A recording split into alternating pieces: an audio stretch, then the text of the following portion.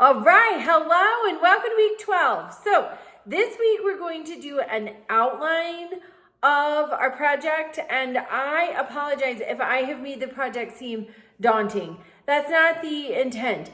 The intent of the project is to help understand how history weaves together and how history, whatever's going on today, is going to impact tomorrow. That's the purpose of the project, just to show the woven tapestry of history. I have, though, updated the parameters a little bit.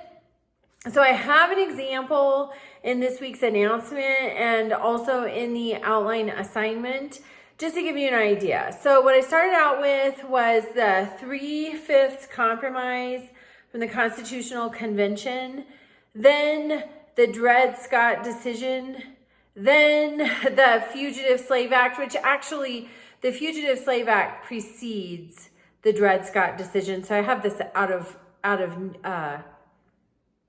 chronological order. You're welcome to put yours in chronological order.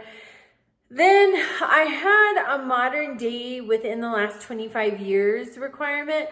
But for this one, what I think would be appropriate is the Constitutional Amendment, the 14th Amendment, and then the Civil Rights Act, which obviously is 1964, way more than 25 years ago.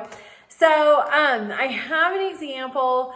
There's plenty of leeway here. I just want to show you, and I want you to see for yourselves through the effort just how these legislative actions, the Constitution, our Supreme Court, how these things weave together and how they change over time. So that's what I wanted. That's the purpose. It should not be daunting, but I understand that it is. So this week, you're going to read chapter 11, Cotton, Slavery, and the Old South.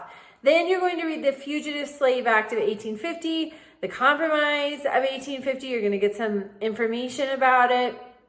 And then you're going to complete a project outline, and it can be skeletal. It can be exactly like what I'm presenting to you as the example, just the titles themselves, just to give you an idea where you're going. The project, I do want to see 5 secondary sources. One of those could be the textbook. Anything that explains the point. So you can Google 3/5 compromise, and you're going to have scholars who talk about it. Those are scholarly secondary sources. So I'd like you to start looking at that, but this week we're going to do the outline.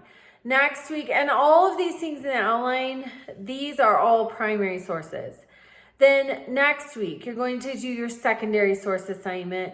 Then you'll be able to submit your project the following week. So, and we have some leeway. There's a few weeks left in the semester. So please reach out by text if you are struggling, don't know where to start, and we'll hash that through.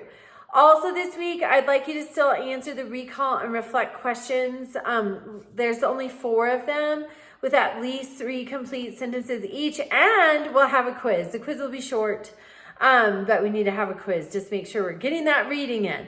Okay, reach out with questions and have a great week.